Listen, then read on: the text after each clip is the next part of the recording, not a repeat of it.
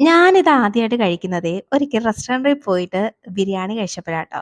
അന്ന് ഞാൻ തല പുകഞ്ഞ് ആലോചിച്ചു ഇതെന്താണ് സംഭവംന്ന്. പിന്നെയാണ് മനസ്സിലായത് സംഭവം ഇതാണ്. പിന്നെ അങ്ങനെ വിട്ടാ പറ്റില്ലല്ലോ. നമുക്കും ഉണ്ടാക്കി കളയാം എന്ന് കരുതിയിട്ട് ഉണ്ടാക്കാണ് കേട്ടോ. അപ്പൊ വളരെ സിമ്പിൾ പരിപാടിയാണ്. അപ്പൊ പാനിലോട്ട് കടുകിട്ട് പൊട്ടിച്ചിട്ട് ഇനി അതിലേക്ക് വെളുത്തുള്ളി, ഇഞ്ചി, പച്ചമുളക്, കറിവേപ്പില, പിന്നെ വറ്റൽമുളക് എല്ലാം ചേർത്ത് നന്നായിട്ട് മൂത്ത് വരുമ്പോഴേക്കും പിന്നെ നമ്മുടെ പൊടികളൊക്കെ ആഡ് ചെയ്ത് അതായത് മുളക് പൊടി, മഞ്ഞൾപ്പൊടി, പിന്നെ നമ്മുടെ കുറച്ച് ഉലുവാപ്പൊടിയും കൂടെ ചേർത്ത് നന്നായിട്ടൊന്നങ്ങ് മിക്സ് ആക്കണം.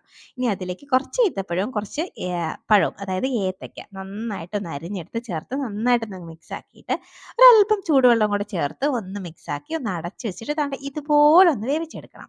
ഇതുപോലെ ഒന്ന് വെന്ത് വരുമ്പോഴേക്കും കുറച്ച് കുറച്ചൊക്കെ ഒന്ന് ഉടച്ചിട്ട് കൊടുത്തിട്ട് ഇതിലേക്ക് കുറച്ച് കായപ്പൊടിയും ഒരു 1/4 കപ്പോളം വിനാഗിരിയും കൂടെ ചേർത്ത് ഒന്നും കൂടെ അങ്ങ് മിക്സ് ആക്കി എടുത്തു കഴിഞ്ഞാൽ നമ്മൾ അടിപൊളിയായിട്ടുള്ള പഴം അച്ചാർ റെഡി ആയിട്ടുണ്ട്. അപ്പൊ ഇത് ഭയങ്കര ടേസ്റ്റാണ്. ഒരു വട്ടമെങ്കിലും കഴിക്കേണ്ട ഐറ്റം ആട്ടോ. ഇനി ഇതൊരു ചില്ല് കുപ്പിക്കകത്തോ അല്ലെങ്കിൽ ഒരു കുഞ്ഞു ഭരണിക്കകത്തോ ഒക്കെ നമുക്ക് സ്റ്റോർ ചെയ്ത് വെക്കാം. അപ്പൊ എങ്ങനാ?